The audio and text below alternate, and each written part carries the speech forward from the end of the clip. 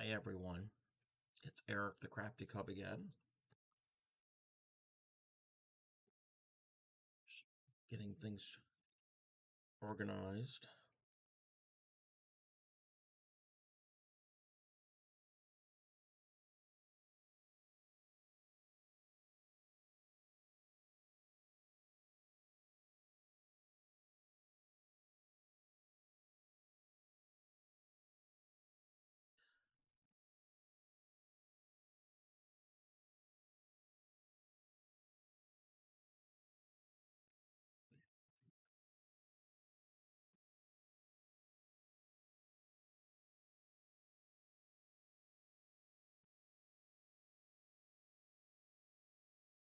Okay.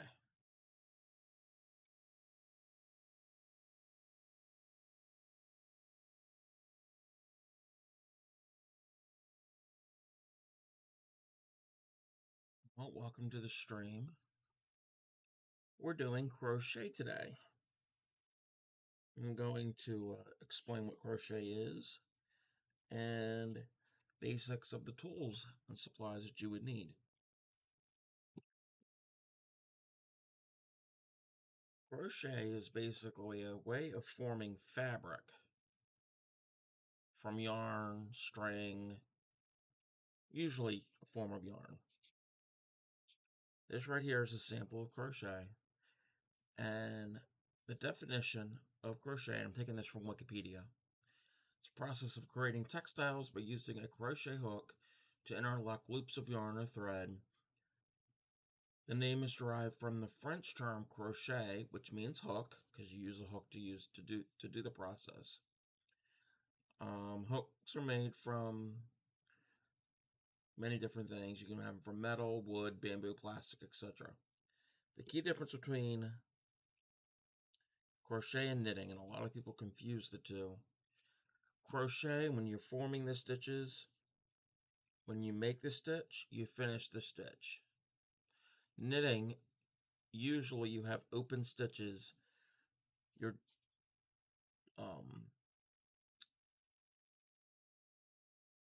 not finishing them immediately.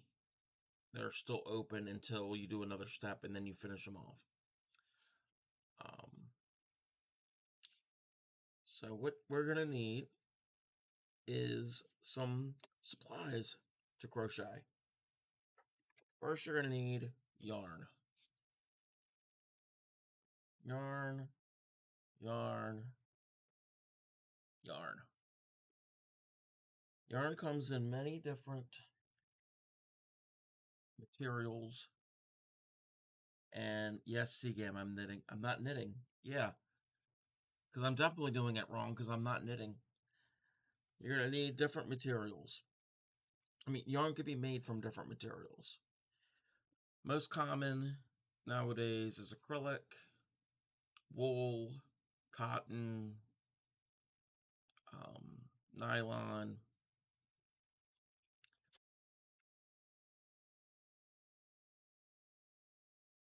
Most common types of yarn that I have is acrylic because it's durable and affordable. Well, Seagam, I'm explaining to you the difference. This right here is a sample of thicknesses of yarn, and they have different classifications. Here on the right, we've got a very, very fine thread, and that is used primarily for very lightweight, delicate things like doilies, lace, etc. And as they go up, they get thicker, and there's different classifications. You've got fine, you've got fingering weight, sport, DK. These are all just terms basically describing the thickness of the yarn, all the way up to jumbo, which I don't have an example of jumbo. That's more of a bulky. That's all it really is.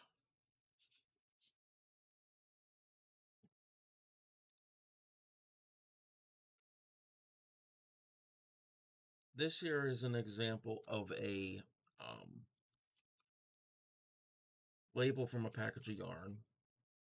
And this type of yarn is just like this. It's a basic, very common size of yarn. This is actually known as worsted weight. If you think of yarn, this is probably the most common you're going to think about. And worsted weight here on this gauge, and let me see if I can zoom in. Let me get my controls. Let me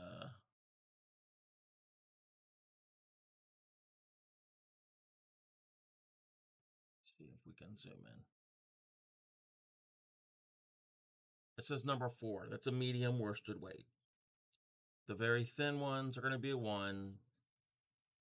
The numbers go up in size for the thickness. The next thing on the label are these two swatches. These two symbols. These symbols are your gauge, and we'll explain gauge here in a second. We're going to ignore the first one. This is for knitting. But the second one is for crochet. This is giving a recommendation of what size hook you use and how many stitches per inch. We'll get into that in a second. And the rest is just washing instructions. You can launder it. So, now we're going to get into gauge. Gauge is a recommendation for size. I'm going to explain this. You have many different sizes. Oh, actually, we're not going to get into gauge. I'm jumping ahead. I need supplies. The main supply you're going to need is a hook.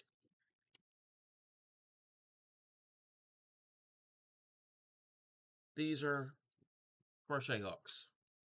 The difference between a crochet hook and a knitting needle, knitting needles are pointed. Okay? And when you're knitting, you use 2 knitting needles of the same size. And with knitting, and I'm not going to actually demonstrate it, but just imagine, you've probably seen it in movies and TV. You've got loops on one, and you're transferring it from one needle to the next. Okay. With crochet, let me see if I got one in here that I could use as an example. With crochet, it's a hook. I don't know if we can see it. See, there's a rounded hook on the end. And you use one hook, and then you hold the yarn a certain way, and you're forming the stitch that way. Why do I have so many hooks? Well, there's different sizes for different types of yarn. Back to this label here. This is saying I or a 9 hook. That's what they're recommending. Now let me see if I can find an I hook. And actually the one we had is an I hook. On most crochet hooks, you're not going to be able to read this. You can kind of read it. It's got some numbers on there. It'll say I/9. That's just the size designation. In the US, they go from sizes B up to, I think it's P or Q, maybe higher. And that is just the diameter of the shaft of the hook. And this next to it, it says 5.5 millimeters. So that's what that is. You've got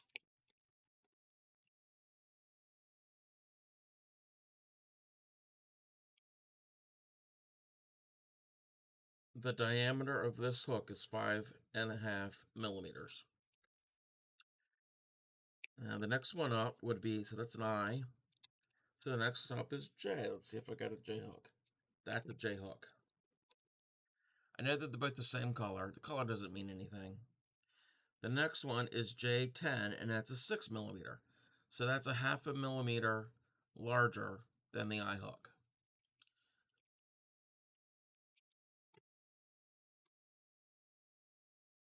So the reason there's so many different sizes is because they're different sizes of yarn. What made me get me started into this? Well, about 20 some years ago, my sister was crocheting. Well, actually, we're going to go back even further before that. My mom, she's a seamstress. She's always been sewing and the crafts and that type of thing. And when I was a kid, she made like one project when I was really little. It was a blanket. She knows basic of it. She never really got really into it. So my sister, for whatever reason, somebody taught her and she got into it, and I was like, oh, that's kind of cool. I've always been interested in handicrafts and things like that, and she taught me. And ever since then, it's just become a hobby that I enjoy. And it's very relaxing if you get into it.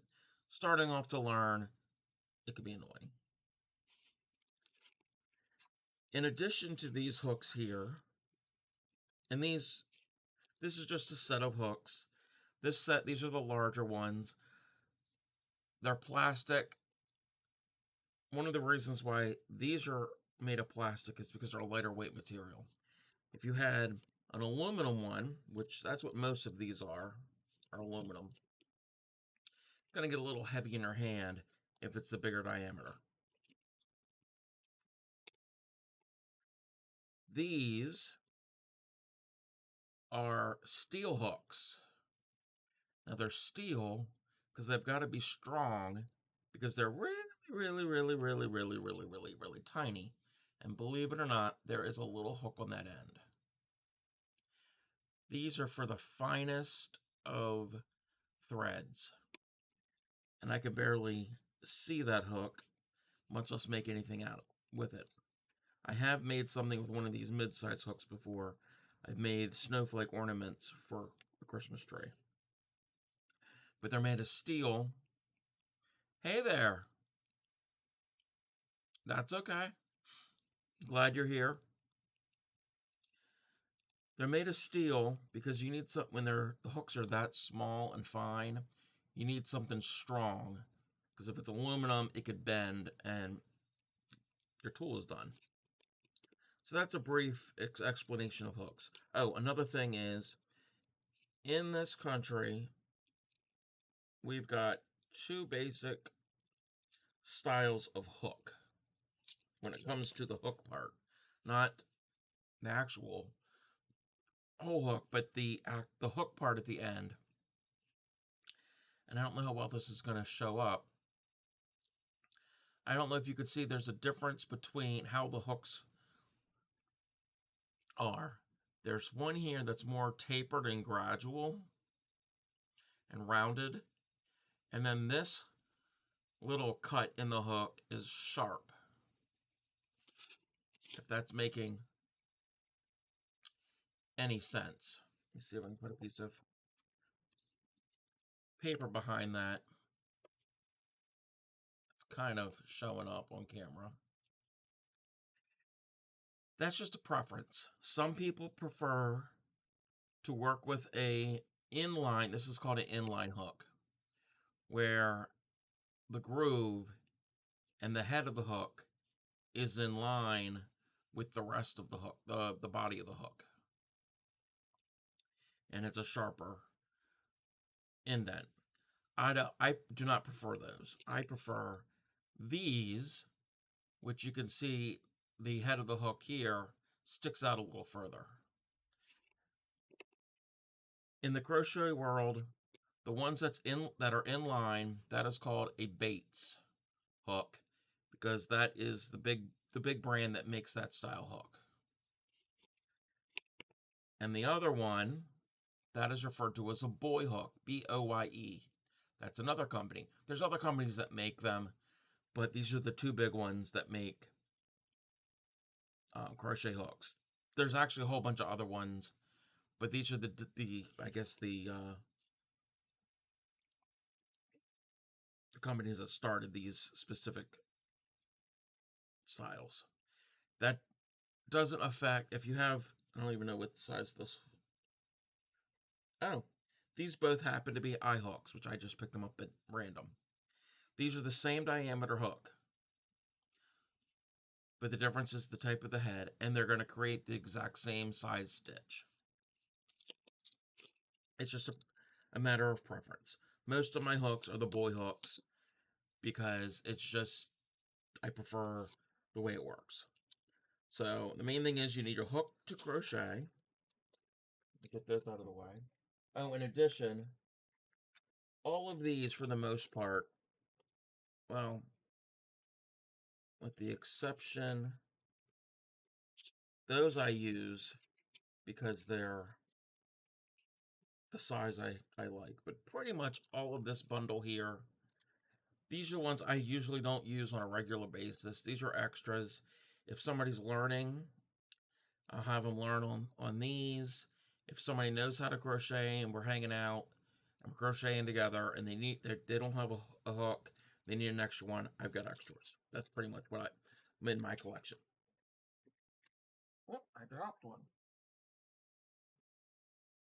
The ones I use, and these are not that fancy, they were like 10 bucks. Trying to move everything. These. They have a ergonomic rubberized handle, so they're comfortable to use. They also have a flat side. Well, one of the other ones. This is all metal. They have a flat piece here in the center, and that is for your thumb to go and your finger rest. These are a little bit more comfortable to hold in the hand because they have a thicker grip, but I prefer these because, again, they're easier to hold. And they have a range of sizes. They actually have a couple more sizes than what these have. They have some in-between sizes, like this one here. Let me see. That's an 8. Gotta find the 6. Is that a 6? That's a 9. They're all written on the handles. 10. Okay. The purple one here is a G hook. That's a 4mm. And this pink one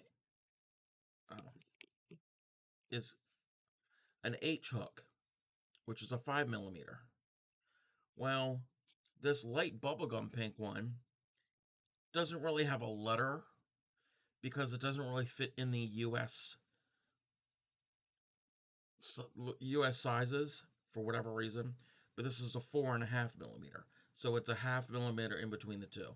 So you kind of get some extra hooks in here that aren't traditional standard US sizes. So those are the crochet hooks. In addition, there's other types of crochet hooks, where I'm just going to show briefly. Most of the ones I've shown already are metal. There's some plastic ones. I can't even get this hook and frame. Let me, wow, okay. This one is made out of bamboo. And you notice there's a hook on each end. There's a specific type of crochet technique where you do something on one end and then you slip everything down and you do on the other. I rarely ever do that type of crochet, but that's where a hook like this comes in handy. That's called a double-ended crochet hook. And then we have this one here, which looks like the other crochet hooks I showed you, but it's longer and it's got a stopper on the end. This is a Tunisian crochet hook. It's a specific style of crochet where you're doing the stitch, but you don't finish them off. You hold them all on there and you go to the end of the row and then you do another process to finish it off. So it's kind of kind of like a mixture of crochet and knitting, kind of. So those are just some examples. The other thing you're going to need is measurement. A little ruler, a flexible tape measure. We got that type of tape measure. Any side work, anything works. Anything that can measure inches, centimeters, whatever standard unit you're using. Then the basic thing, other things you're going to need is a tapestry needle. And these are just some of them. I have other ones in addition to this that are metal.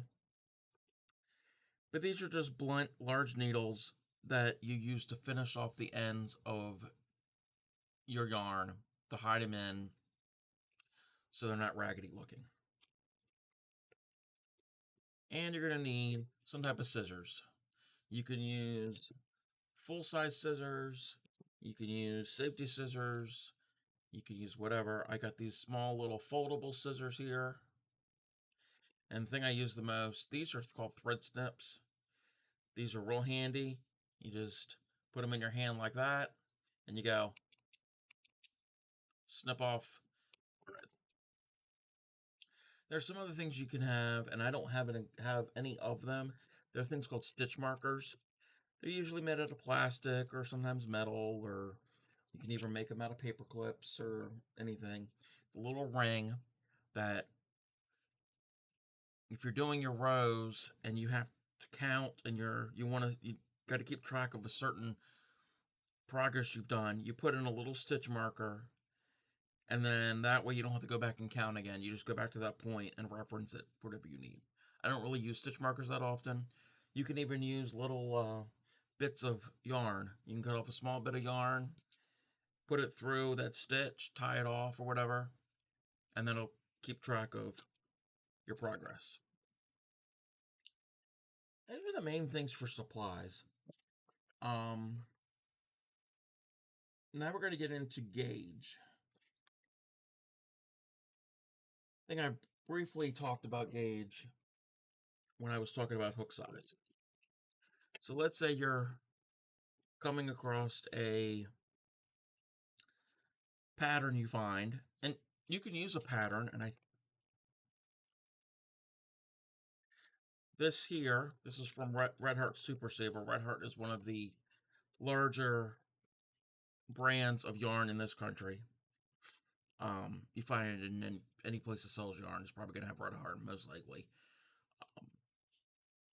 Not all, but a lot of them will have a yarn project, a pattern.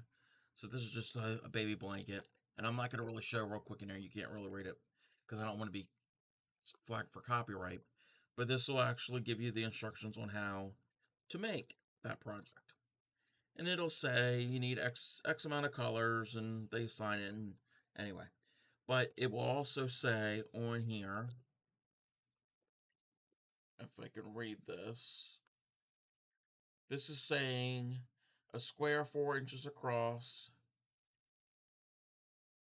a square 4 inches across with larger hook. Use any hook to obtain the gauge. Okay, they don't actually give you the hook, but on the label, it says I hook. So they're recommending an I, which I think that's the I. No, that's not the I. Where's it's H. Can never remember which is the I on this. They're marked on here. You can't really read it because it's actually stamped into these hooks. You can always write on there with magic marker. So they're recommending an I hook, and this is the same type of yarn as this. Obviously, this pattern is for a baby blanket. I mean, if you want to do a black baby blanket, then fine. So this is a worsted weight yarn, and they're recommending an I hook. Now, each person is going to stitch differently because each person is different. Some people stitch looser, some people stitch tighter. I stitch tighter. So, if it's recommending an I hook, I usually go up a size to get that same stitch. So what they're saying is, they said 4 inches across, and that this is not really a good gauge. We'll go back to what the outside of the label says. The outside of the label here is saying with an eye hook, each row should be 12 stitches across and 15 rows tall. So if I would crochet with this, I would most likely get somewhere close to like 14, 15 stitches across in a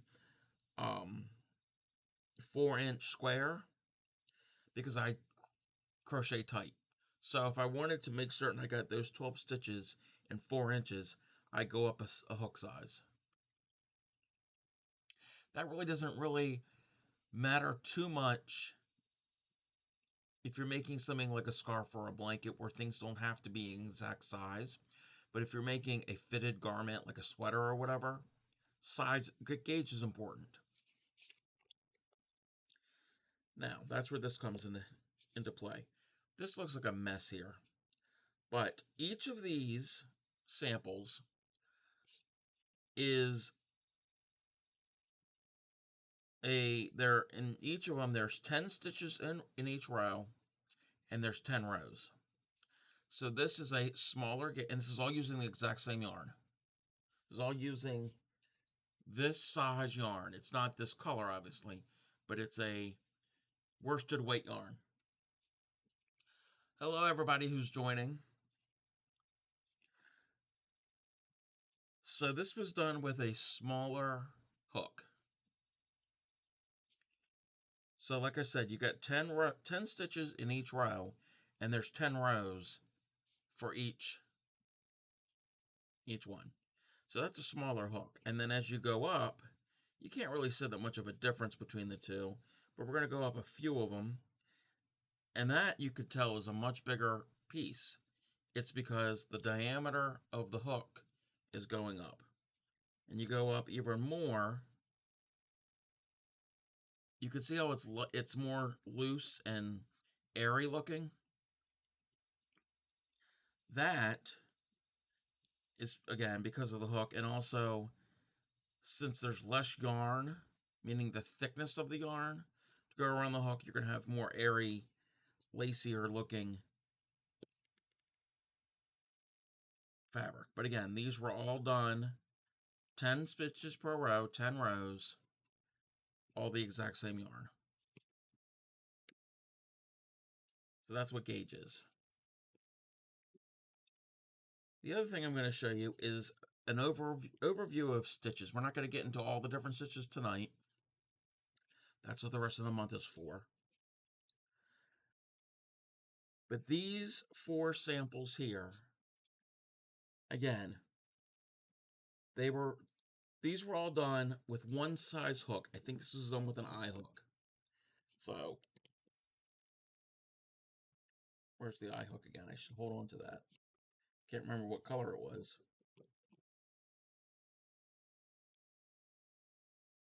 It's the red one. So, these were all done on this size hook.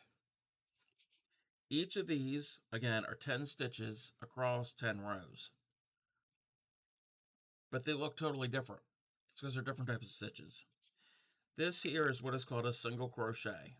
Everything here is single crochet. That's one of the basic stitches. And we'll get into that later in the month. This is a half double crochet.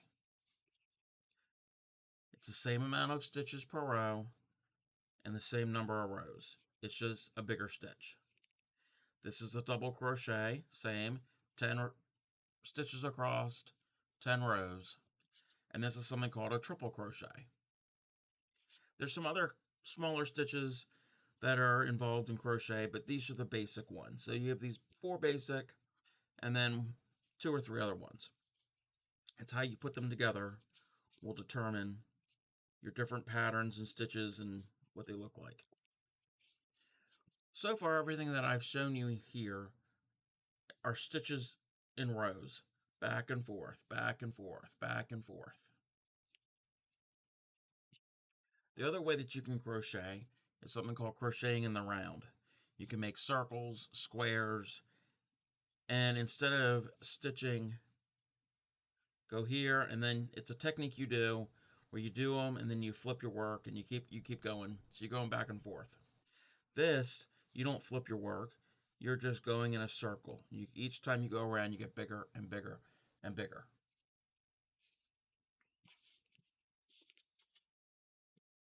And we'll explain that later. Now, what we're going to do is we're going to transition into our first stitch.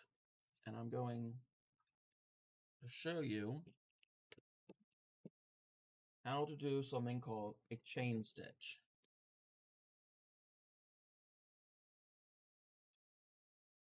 So, first of all, this is what is called a cake of yarn. This is called a skein of yarn. They're all names are interchangeable, but this is how it comes from the store. And you get all this stuff coming out the center, and you can work with it. You can crochet right from this and make something. Well, I prefer not to do that. I prefer to have it all come to sit a certain way so it's not rolling all around, making a mess. Which you can also do, and I don't have a hand wrapped ball, where you just take the yarn and you wrap it into a ball, and traditional ball of yarn, well, they can roll all around. Well, you can get something like this this is a yarn bowl. This is made out of ceramic. They make wood ones. They make all different materials. You put your ball of yarn in here, and you've got this groove. See, you got this groove here, and you pull your yarn through that. So your ball of yarn, imagine this is a ball, like a softball, and you put it through, so as you're working it, it rolls around in there instead of rolling around on your floor.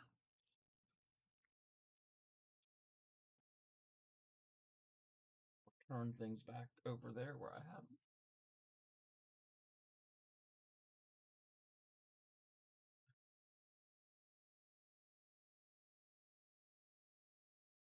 So, and I made this. I wound this from a skein that looks like this with this contraption called a ball winder. I'm not going to get into demonstrating how to use this. Maybe I will later on in the stream if there's time.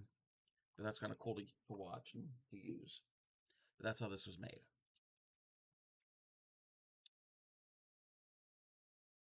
We're going to take your yarn. We've got the working end, which is coming from the ball of yarn. So that's what all this is. And you got the other end. This is your tail.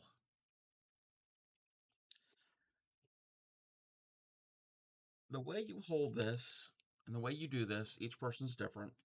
But I'm going to show you real quick. Well, the easiest way that I do it. I call it the pretzel. There's a couple other different ways of doing it, but you're basically making a slip knot. So you're going to lay your yarn down and you're going to bring the working yarn over it, and then you're going to bring it over again to form a pretzel. So you got your tail on the bottom, you got a loop going over your tail, another loop going over the other loop. You're going to take your hook, put it in. I got to remember how to do this because I usually just do it by habit. So yeah, so you got your pretzel, and you're going to go in this loop and up through the other one. So you're just going to grab that piece of yarn, and then with your left hand, you're going to pull the other two tight, and it makes a slip knot on your hook. And you can have a long tail, doesn't matter. So this is if you're right-handed. If you're left-handed, you're going to watch, I guess there's a way you can watch this in reverse on the playback. I'm right-handed, so I can only do it right-handed. With my left hand, I'm going to put it behind my pinky finger and behind my index finger. So it's behind the pinky, in front of the next two, behind the index. And then the main fingers you're going to use are your thumb, your index, and your middle finger. Your other two fingers are just there holding it. So you're going to put your thumb and your middle finger together, but you're going to hold that slip knot, the slip knot that's right there next to your hook. You're going to hold that, and then your index finger is pointing up. So now you form this triangle with your hand and the yarn there. And this, you see how this pivots. And it can rotate this way. It can pivot and rotate. So we're going to take the head of the hook, and we're going to make this is a chain stitch. This is a very basic foundation type stitch.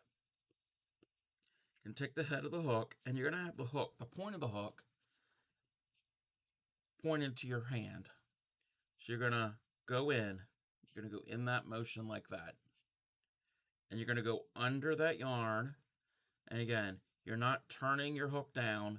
Your hook is, the head of the hook is, it's just moving in. It's laying flat and parallel.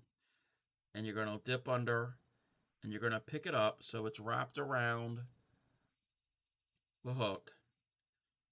The whole time your left hand is holding the knot with your thumb and middle finger. And it can still move on this loop. So you're going to pick it up, and you're going to rotate your hook to kind of catch it right here at the end.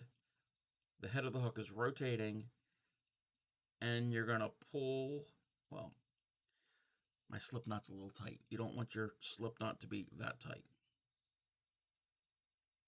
So if it's too tight, you just pull and loosen it.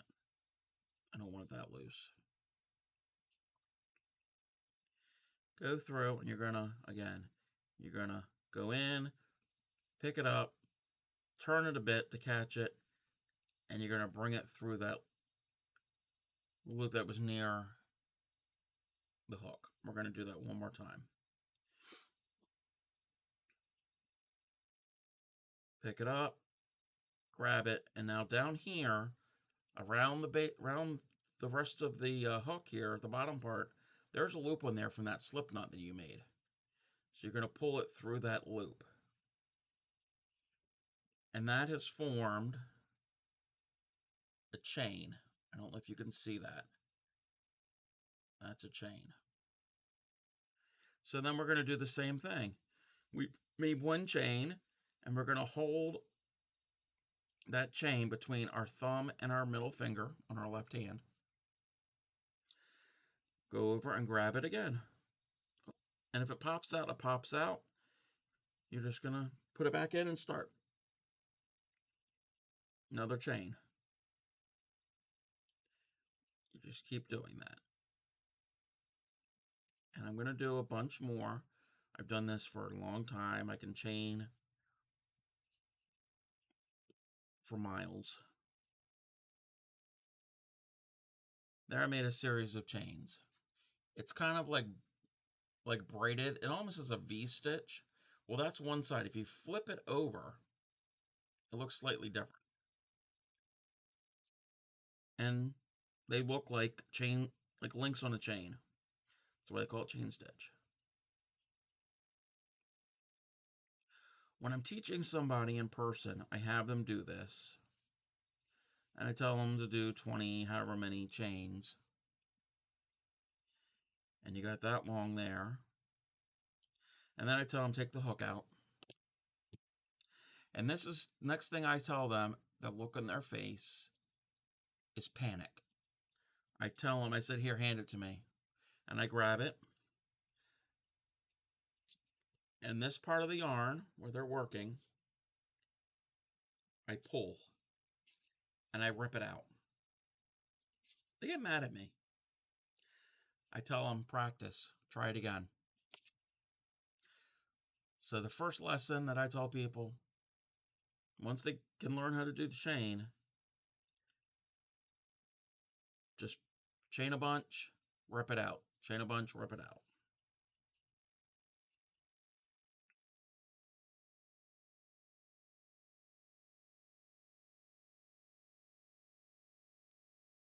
So that's chain stitch.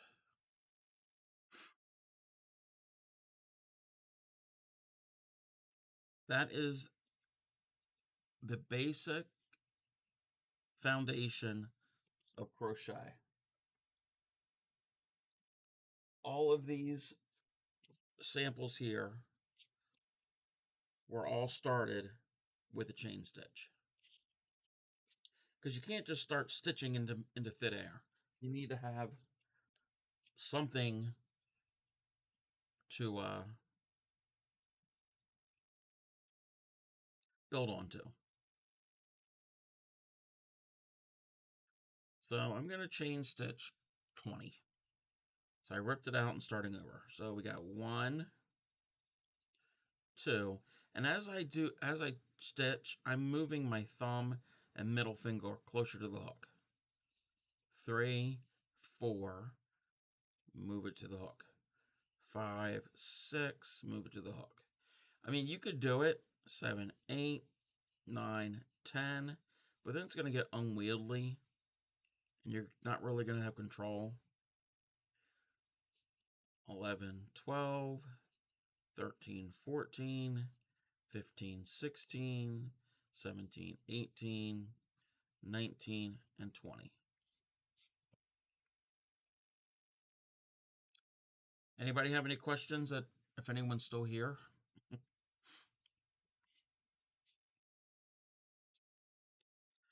something to drink.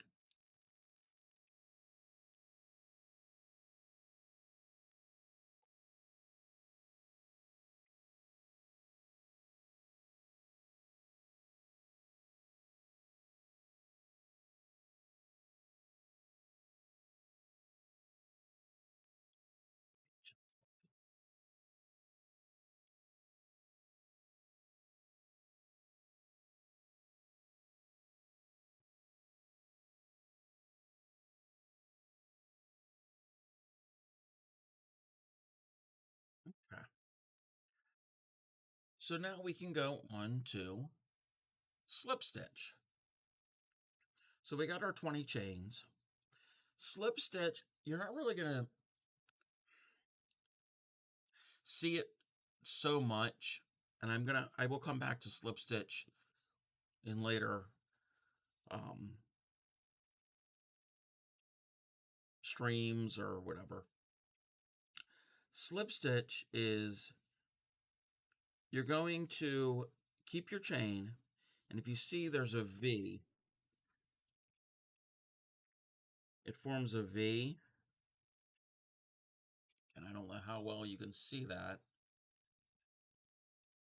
but there's a V stitch, and I got something in my eye.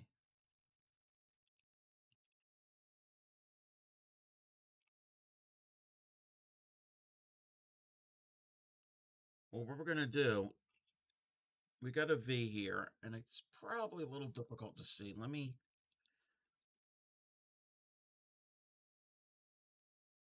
zoom in.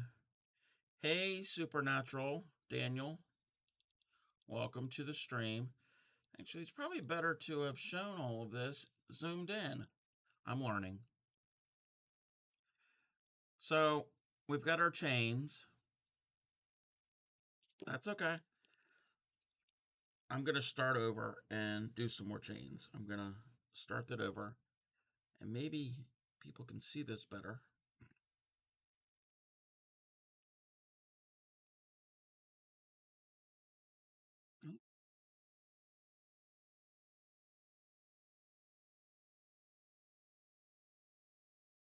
So then we're going to chain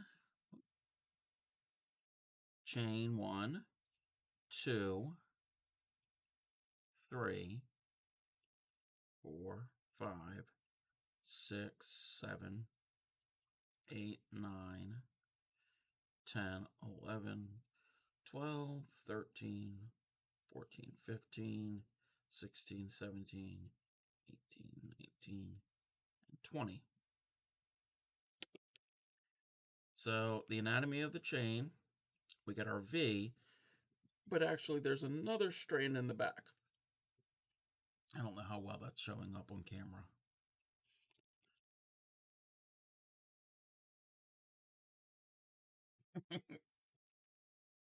So I'm going to insert the hook in this chain here.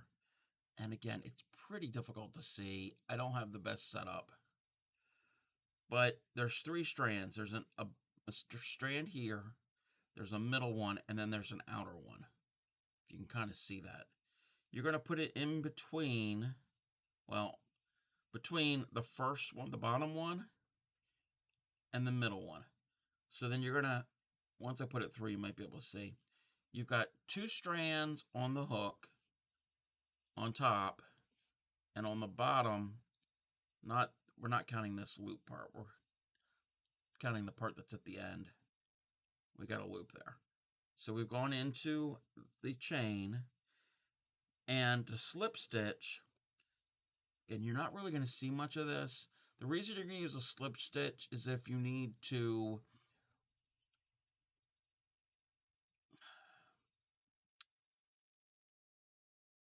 move a stitch kind of closer. It's probably the best way to explain that. It's a weird concept to comprehend. But I'm going to grab that loop and I'm going to pull it through the chain, and I have 2 loops on the hook. So I've come through the chain. I'll do that again. Go into the chain, grab it and pull it through. 2 loops on the hook, and I'm going to pull that first loop through the second loop. That's a slip stitch.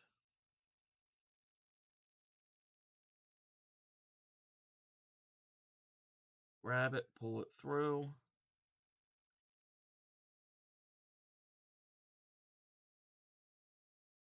Anytime you're working into the chain, I don't care what stitch it is, it's very fiddly and tedious. I've been crocheting for a couple decades now. I hate crocheting into the chain. Once I get that first row into the chain, I can't wait for that to be over. Once I'm done that, everything's good. It's just annoying. So, and I'm probably going too fast. I should slow down when I'm explaining how to do this. So we're going to go into the chain again, pick up a loop, pick up the strand, pull it through. So there's 2 on the hook. I'm going to bring that first loop through the second loop. That is slip stitch. Go through the chain, pick up the strand, bring it through, and then bring it through the second loop. Once you're good at this, you could do this all in one quick motion, as I've been doing. So you go in, you bring it through, and in one motion, you bring it through the last loop. Bring it through. And what you're getting here is this, it kind of doesn't look like much, because it really isn't much. You're just,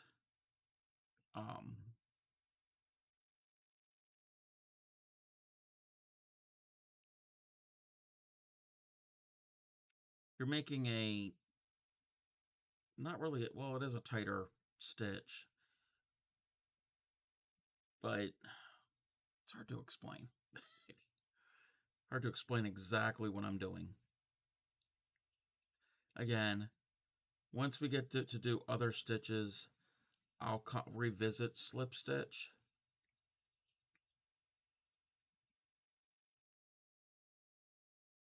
And it'll probably make more sense then.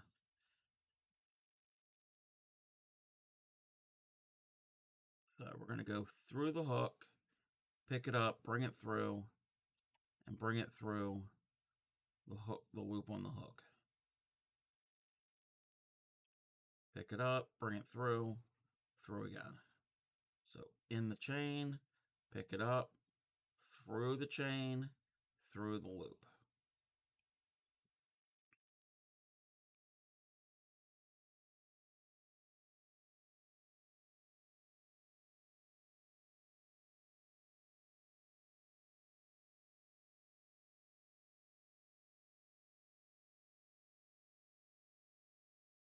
And we've come to the end of that.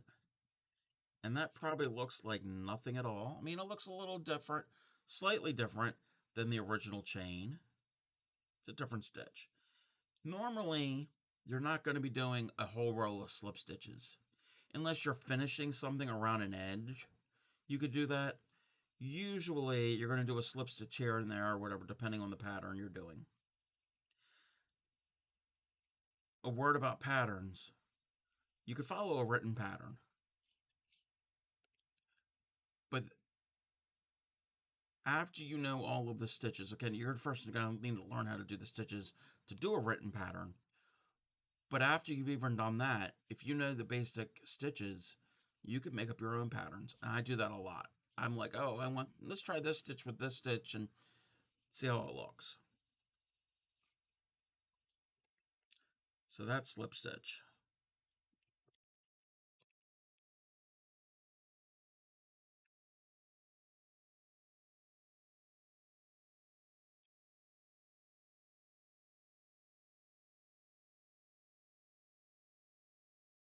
All right, we're going to rip it all out. Start all over again. And we're going, wasn't even planning this. This next part I was planning to do next week. So, hey, we're going to do single crochet. And single crochet, that's what this is. Again, there's 10 rows. So there's 10 rows up and down. Whoops. And each row has 10 stitches. So we're going to do that. But instead of 10, we're going to do 20. So you're going to do your slip knot again.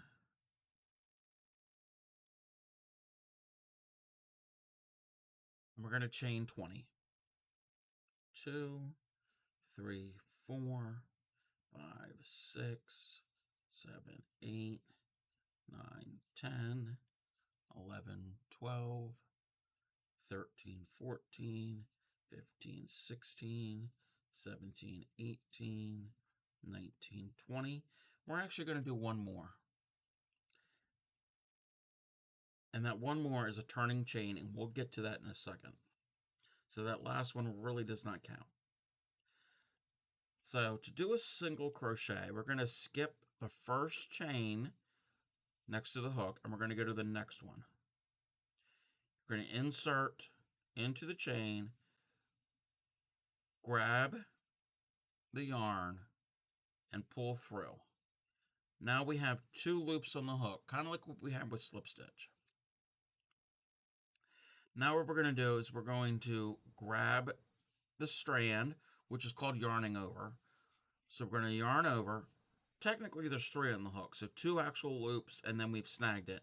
And we're going to pull that through those 2 loops. That's a single crochet. So we're going to do that again.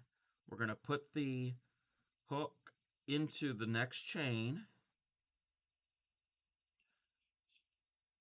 yarn over and bring it through the chain, 2 on the hook, yarn over and bring it through both loops. That's single crochet. So you're going to into the chain, yarn over, 2 on the hook. Hold on, I got to do something real quick.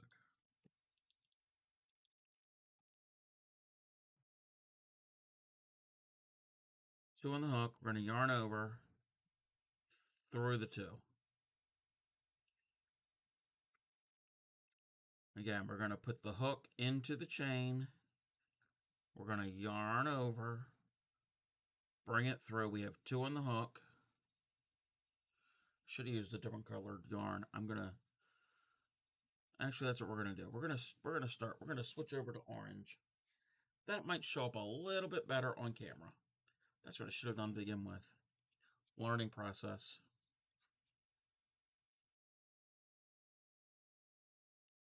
Okay.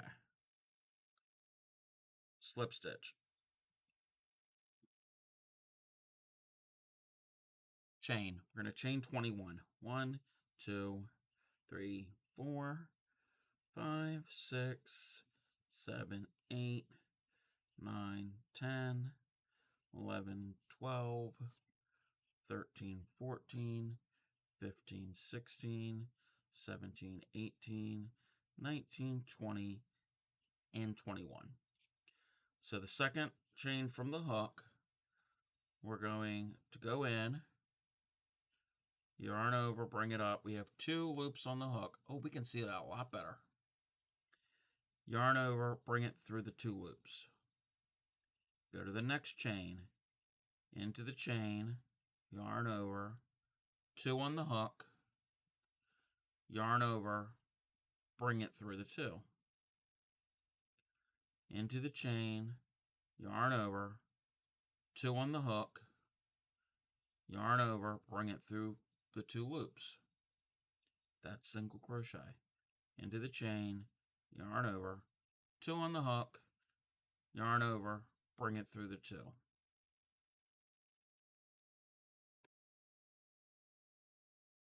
I'm just getting some of the excess yarn so I have some slack to work with. We're going to put it into the chain, yarn over, 2 on the hook, yarn over, bring it through. One thing, when we were doing the chain, we were starting here and we were going left to right. In most crochet, rows of crochet, not rounds, you're going to start left to right, and this is for right-handed crocheters. Left to right, and then all the other rows you do are going to be right to left. When we get to the end of this, I'll show you what we're going to do. Into the chain, yarn over, 2 on the hook, yarn over, through the 2 on the hook. So, into the chain, yarn over, we have 2, yarn over, 2 on the hook. The first row, like I said, you're not going to see much because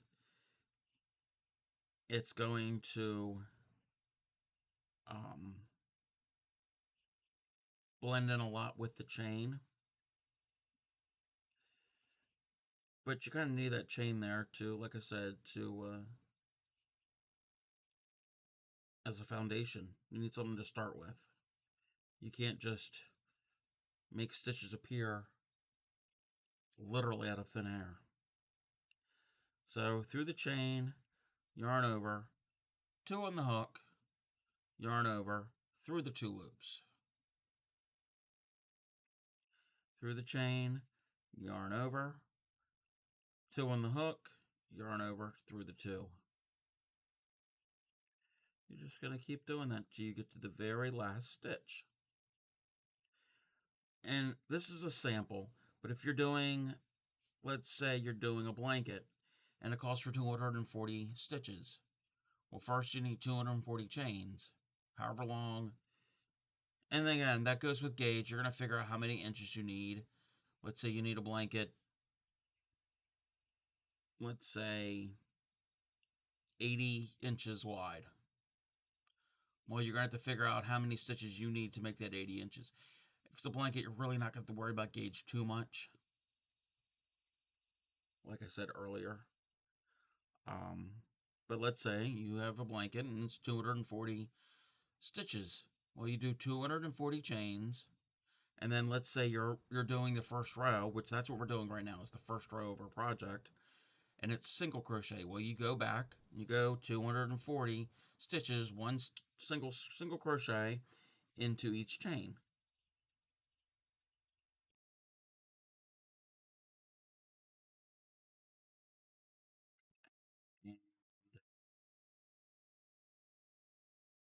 We're at the end here, so our last stitch. Bring it through. We have 2 on the hook. Yarn over. Bring it through. Okay.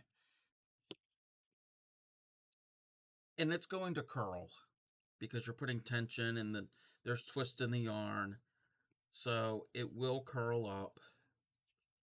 It's also going to curl up more if you're like me and you crochet tight.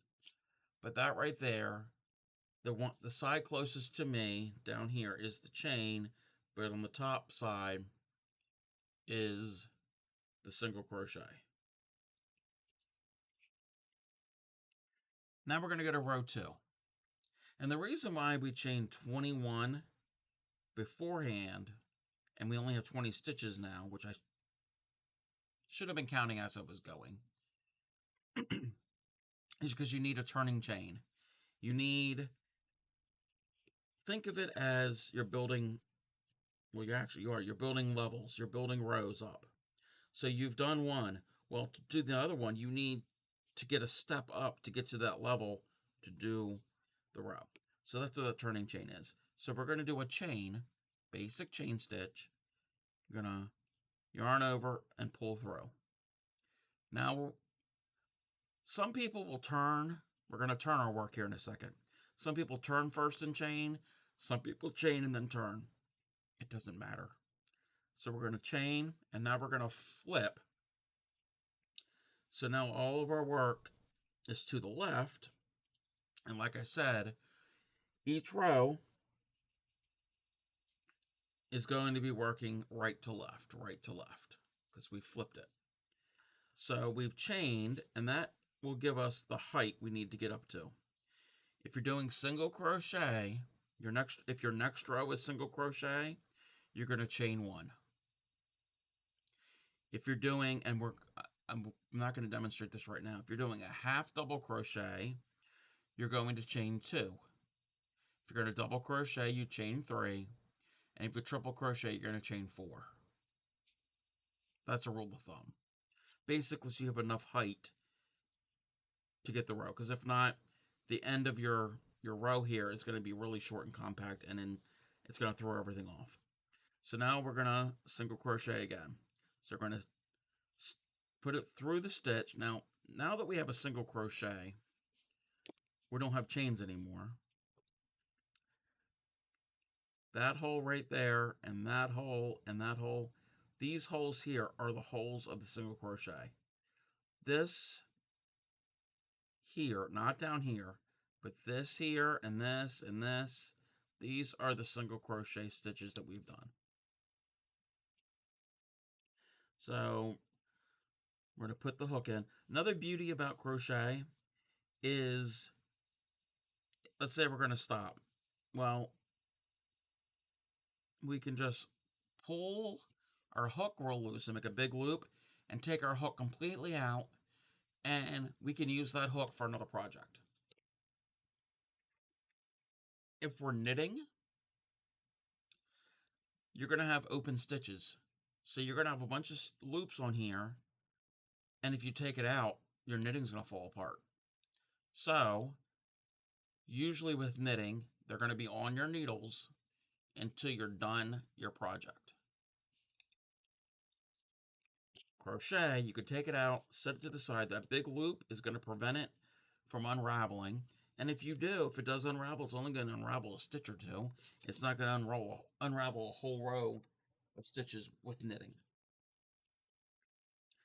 And with crochet, there's only one tool to keep track of instead of 2. So now we're going to go into that stitch space, which is right here, and we're going to yarn over 2 loops on the hook, yarn over through the 2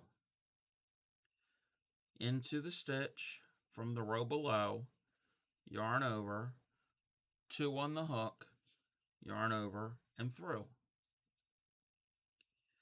into the stitch, yarn over 2 on the hook, yarn over and through. That's single crochet. So we're going to go into the stitch, which is right here. I don't know if that's really showing up on camera that well, but there's a little hole here. Yarn over, so 2 on the hook, yarn over through 2. there's a hole here. See, there's the way the stitch is formed. You're going to go in there, pick it up, yarn over through 2. Into the stitch, yarn over, 2 on the hook, yarn over through 2. In the stitch, yarn over, 2 on the hook, yarn over through 2. It can be repetitive.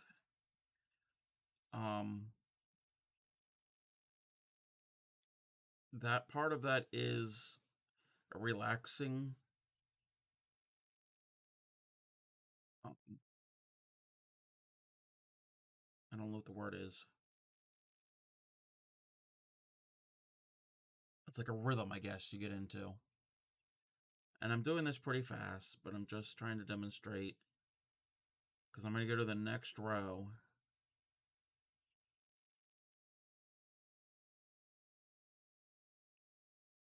So we're going to go in, yarn over, 2 on the hook, yarn over through 2, in, yarn over, 2 on the hook, yarn over through 2. So, and now we do our last stitch. So now we have 2 rows, and it curls because I crochet tight, but you just unroll it, and we have 2 rows of crochet there. And it's got some stretch. It's not going to be as stretchy as knit. When you think of a knit stocking cap, that's much more stretchy. This doesn't stretch as much because it's the way the stitches are formed.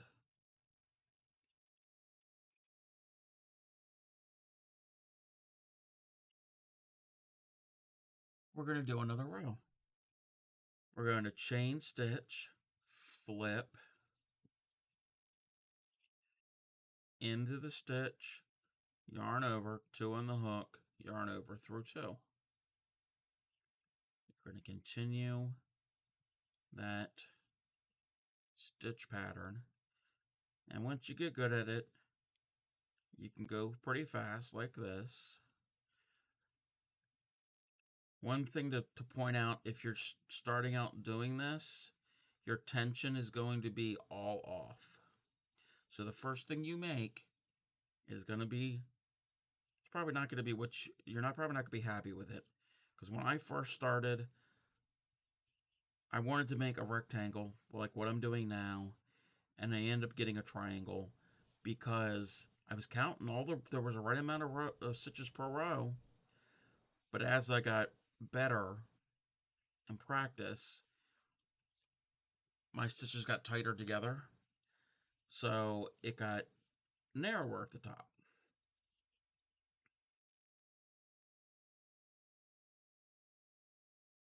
And just like that, that's 3 rows.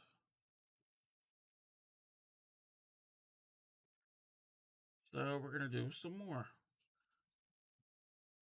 Chain 1 for our turning chain, flip our fabric over,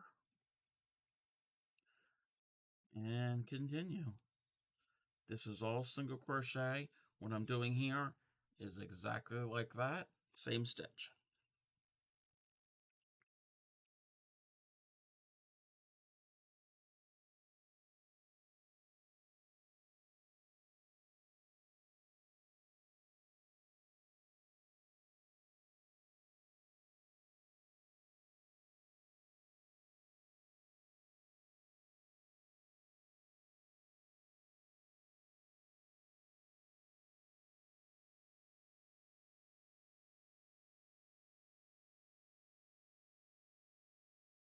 And if anybody's joining, well, welcome to the stream. If anybody has any questions, feel free to hop in the chat.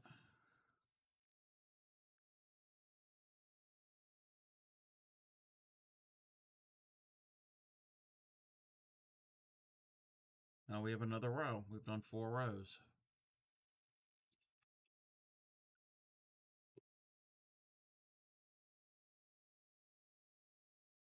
Chain, flip, and chain again. What we're doing is we're building upon the previous rows that we've done, and we're making fabric.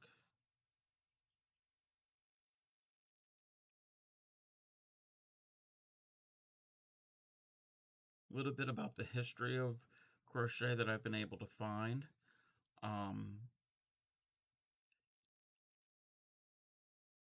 It became real popular as something to do in the 1800s, the 19th century. A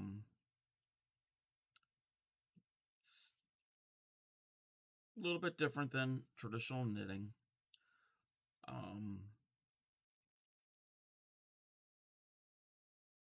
I guess you could say it has a more lacy look than knitting does. I have an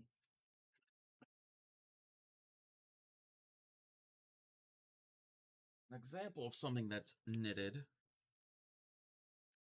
This here is knit. And you notice the stitches are in a vertical V pattern. You can see the V's. And this looks like your traditional stocking cap type pattern. That's a basic stockinette knit stitch. And see how it's got stretch. It's got stretch both ways. This is how the stitches are formed. This doesn't really have, I mean, that's got stretch, but it's not going to have as much. Got fuzz everywhere.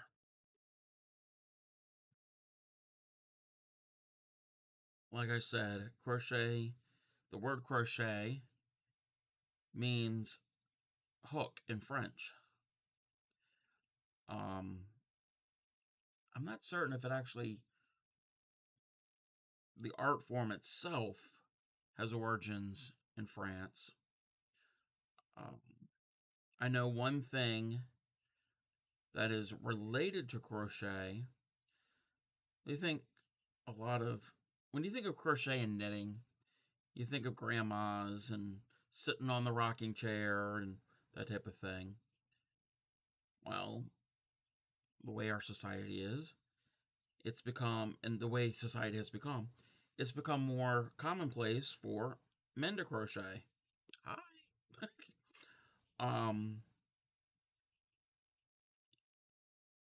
But there's history in that because you go back to the 19th century and it's not crochet itself, but it's related to it. You'd have a lot of sailors out to sea, and when they weren't catching their catch with their nets, they were doing other types of jobs on the ship, and one of them is net repair.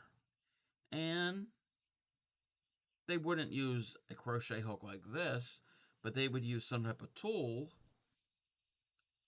and it would kind of form a stitch of some sort that would help repair their net. So I'm not saying that the sailors were sitting there crocheting, making afghans, but they were using similar techniques or roots of techniques to repair their nets.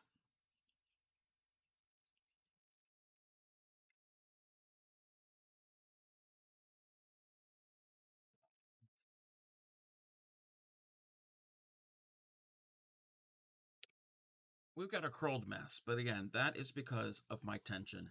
Not everybody is going to crochet that tight, but you can stretch it and move it a bit.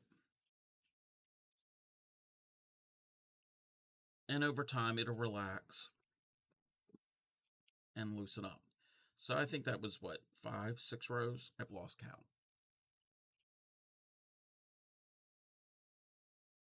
So we're just going to do more rows. I find this very relaxing just to sit here and just stitch along, chit chat, and it gives your your hands and mind something to focus on.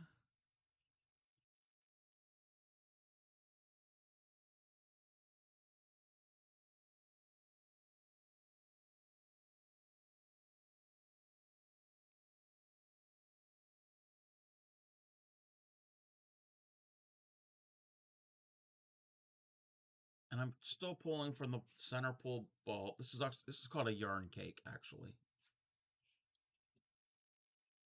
So I'm just pulling from it and every now and then loosening up some slack because there's a lot of yarn in there. But as I use more, we're pulling from the center. As I use more, it'll pull more freely. The more we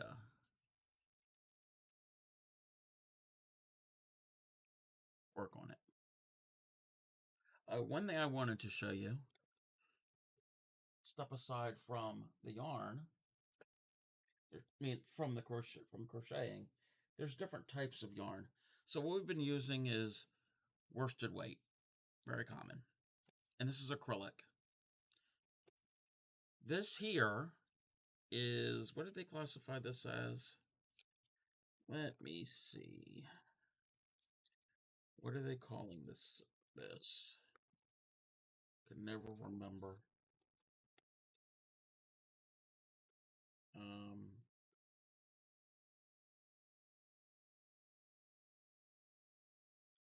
this doesn't even have a. Oh, it does have a thing on there, or it doesn't. I would consider this maybe a bulky yarn. It's not saying. Anyway, um, it's a thicker yarn. You'd use a bigger hook, and this is mostly acrylic, and that's got some polyester in it. But it's to mimic wool. Get that label back in there. We've got this type of yarn here. This is called a chenille yarn. It's very soft and fluffy. Again, this is a bulky or maybe a super bulky. Problem is the chenille yarn's not that strong, and I'll show you here. It rips. It can ripple easy, so it's something to keep in mind. And a couple other examples. We've got the fun yarn. This is a novelty yarn. This is a type of yarn. They classify this as eyelash yarn. And when you crochet with it, it kind of makes like a rug, like a Muppet. And then they've got ribbon yarns. And it's a polyester nylon type material. And it's flat. And when you crochet with it, it creates a textured feel to it. But it's kind of just, I don't know how to describe it. Just has a different look. Best I can think of. So there's just some of the yarns. There's a wide world of yarns. And of course, there's wool. I have very little wool. The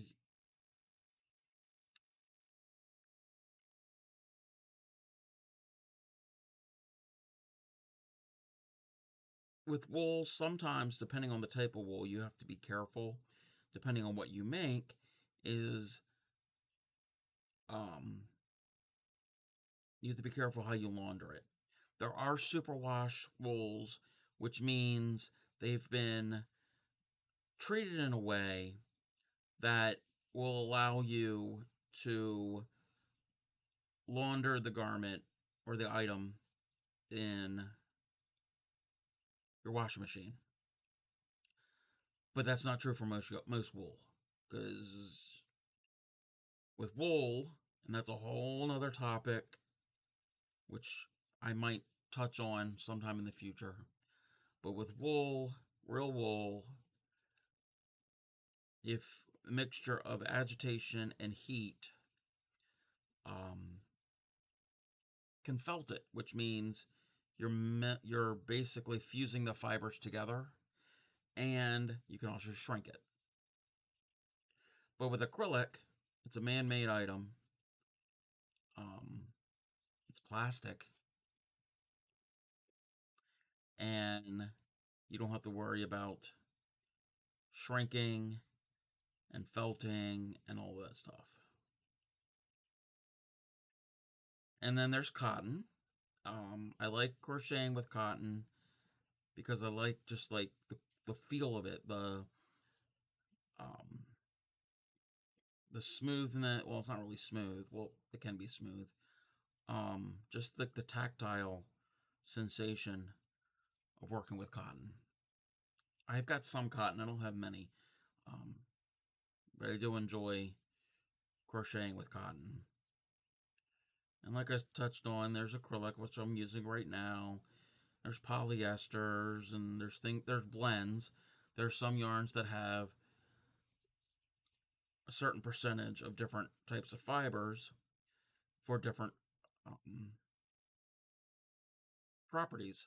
So if you want something strong and durable, you're going to choose one fiber, and if you want something also the same thing, you want it to have drape, and then you're going to add this other fiber, and yeah, there are blends. A lot of things are blended.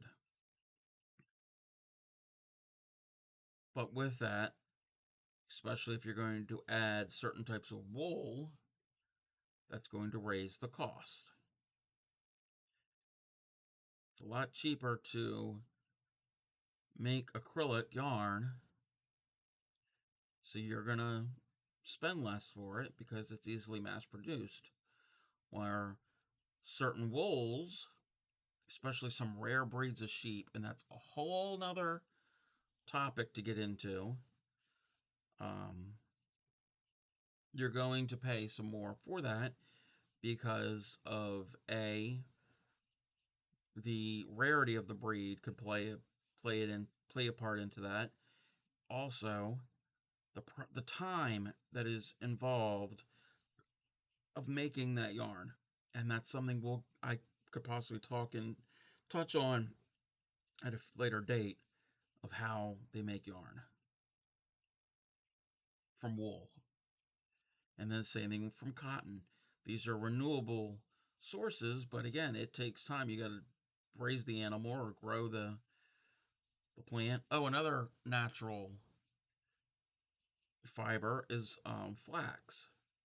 You can make yarns out of flax, which when you make cloth out of it, that's linen. Um, there's a wide range of. They make yarns out of all. They even make yarns out of bamboo. Um, the way they process it. Um, I've even seen some videos where they will take other plant fibers like bamboo, like banana fiber from the stems and the leaves, and actually make yarn from bananas. Not the fruit part, but like I said, the stems. You can also crochet with metal, with wire.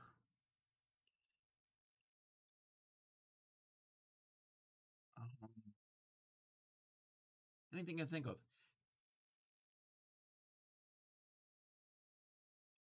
Yeah, well, this is kind of like the podcast type thing. This is kind of like my form of it, because again, after I'm done streaming, it will be uploaded to YouTube, so there is a visual part to it also. And this isn't knitting, Seagam. This is crochet, but it's okay. They're related. I know how to knit. It just takes me forever to knit. I'm very slow at it. So we've made a bunch. We've made a piece of fabric, blah, blah, blah, out of yarn.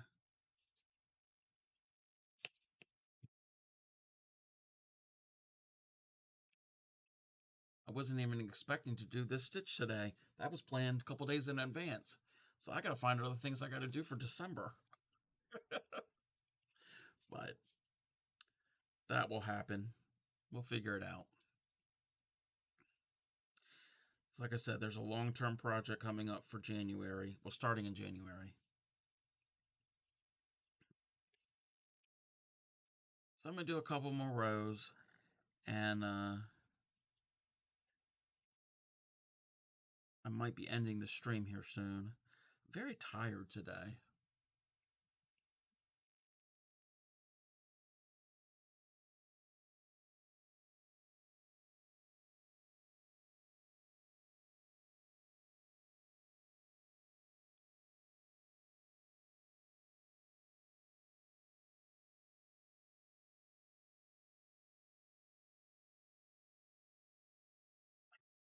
Are you being serious? Are you just being your normal funny self?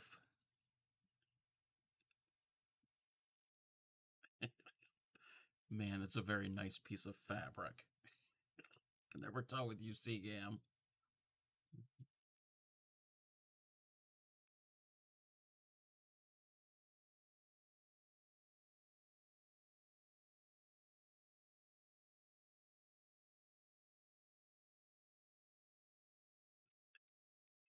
I can't tell with you.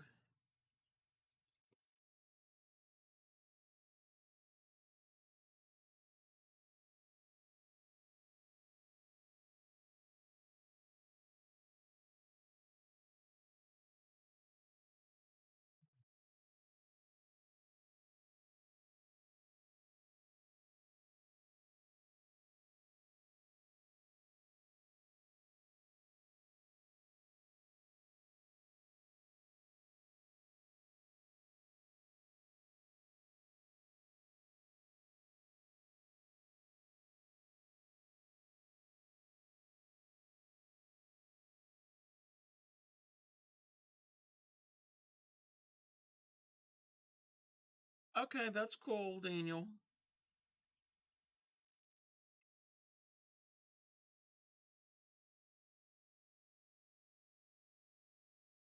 You have a good night.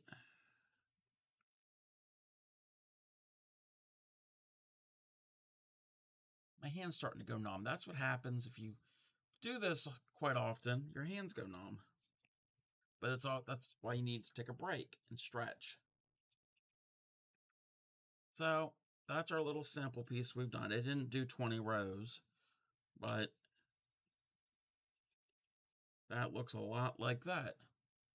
I don't know if I used the same hook. I can't remember when I made this swatch what hook I used. I think it might have been that or a hook one size lower.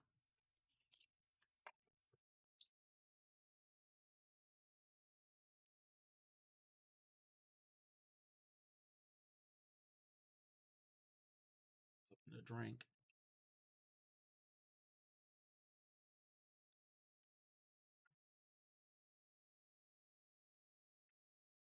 Any questions?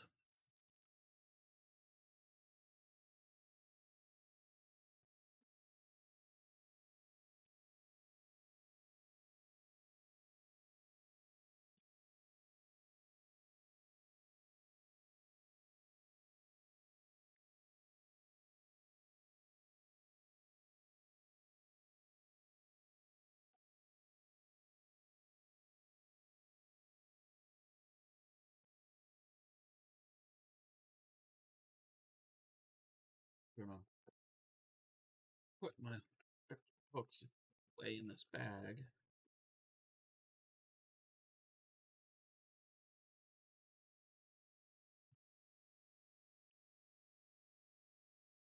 Oh, that's not good. what I will do for the rest of my stream, I'm going to make a cake. Not a cake to eat, but a yarn cake. I'll have to adjust my camera here in a second.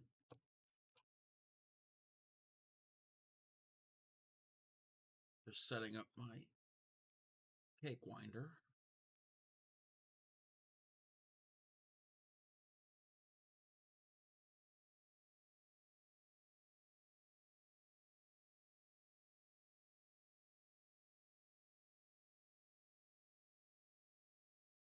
Gotta zoom out.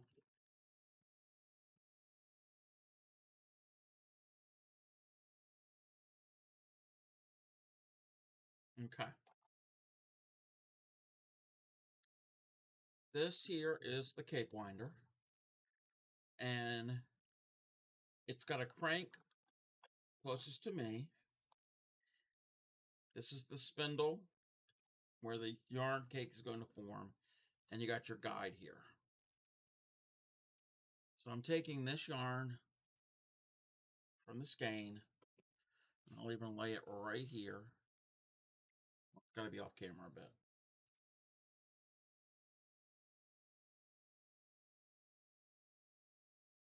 And I'm going to put it through my yarn guide. It's a little curlicue piece here, and you just pop it through.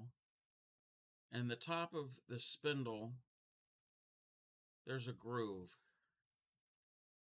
So I'm going to put a little overhand knot on the end of it, of my yarn, just so it'll anchor it on. And I'm going to put my yarn in that groove. I've got my scanning yarn off to the side. My hand holding tension, even tension on the string. And I'm going to crank.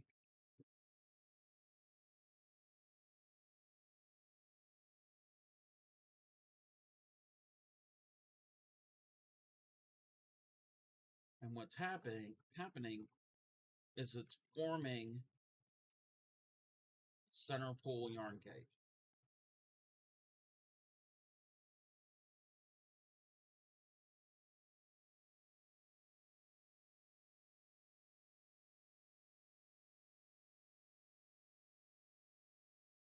And it makes a horrible squeaking sound because it's plastic gears. So you might have to ignore that. I don't know if you can hear it or not.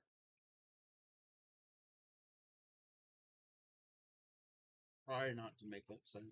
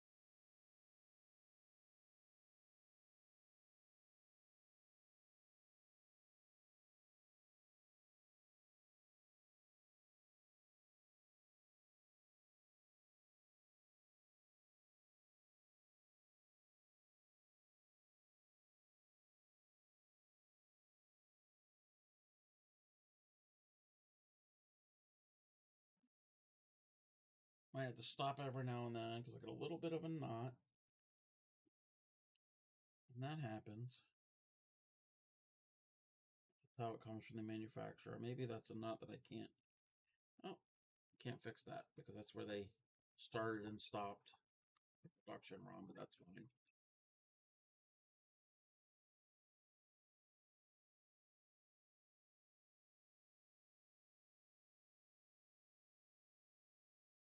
Getting a little full for this ball winder, but I'm going to try to get all of it on here because I'm almost done that scanning.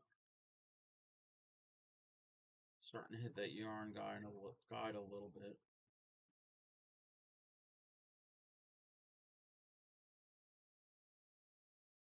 Normally, this is where you would stop it. But I got very little left. All I got left to wind is this here.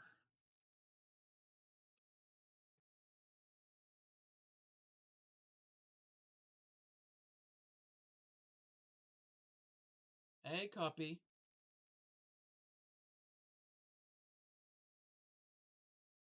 I'm winding a yarn cake. I'm making a cake.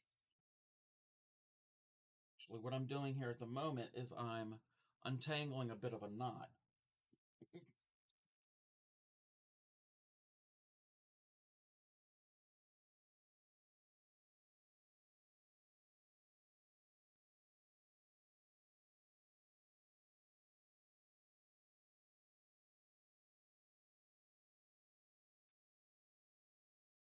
And that's the thing I hate.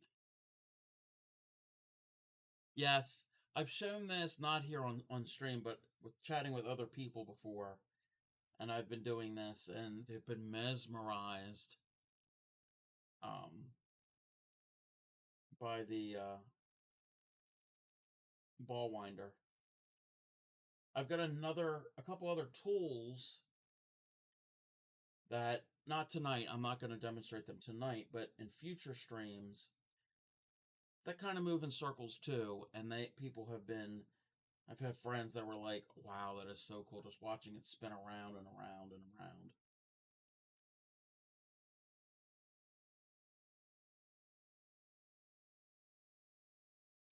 Trying to get out of this knot. And it doesn't help that the yarn is black, so it's difficult to see. I might just end up cutting the knot out. Actually, I think I might have got it. By George, I've got it.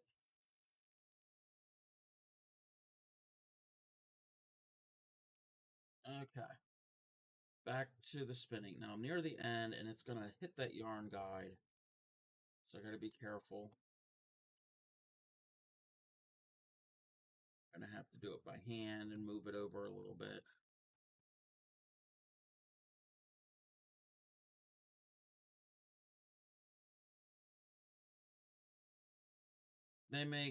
There's all different brands that make these types of ball winders. The one I have is a brand called Nitpicks.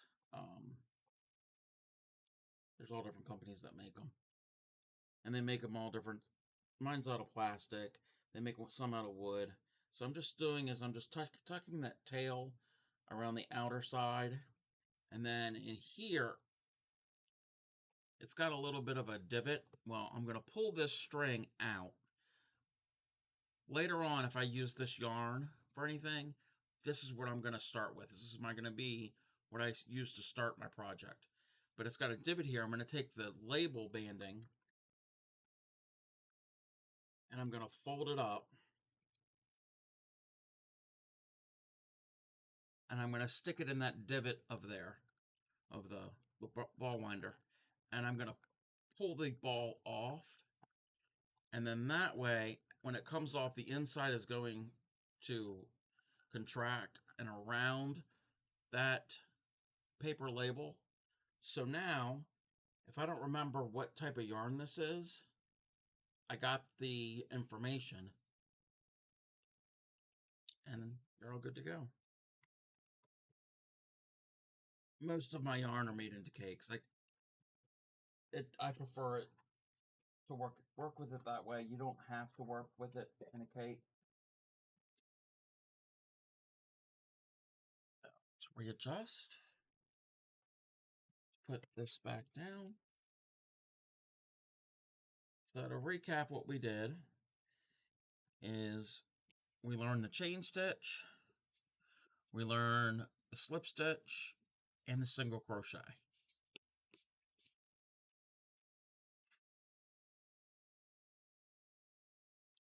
And before all of that, I was talking about supplies and the importance of gauge. I'm going to do a couple more rows. And this is, again, single crochet.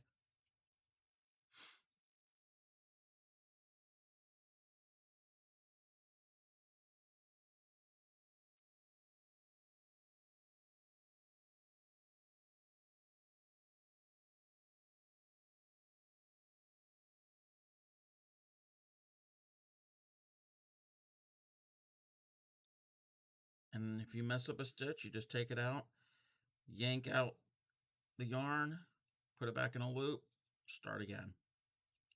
Again, that's the beauty of crochet.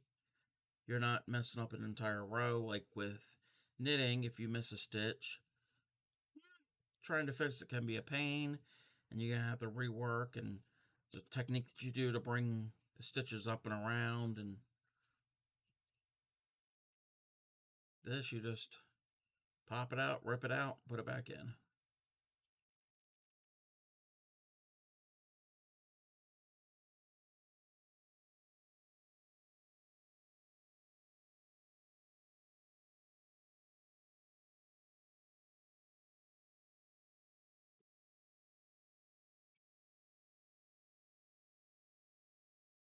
I think that's about it for tonight. I'm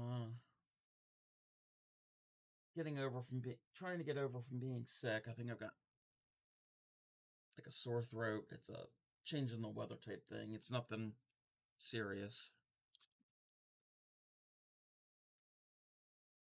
I'm not going to be streaming tomorrow night. I need to update my stream schedule here on Twitch, but I will be streaming Tuesday night and Thursday night, 8 p.m. Eastern. Oh, and Saturday night. Tuesday and Thursday will be more crochet, and Saturday will be Christmas. Well, Christmas crafts, kind of like it was yesterday. Don't forget to follow if you want to follow. My socials are in the description. I have a Twitter, I have YouTube, and Instagram. I posted, was it last night or this morning? The images of the projects I made yesterday. They're on the Twitter and on the Instagram. And yesterday's stream is uploaded to YouTube. And again, all of the links are in the description. I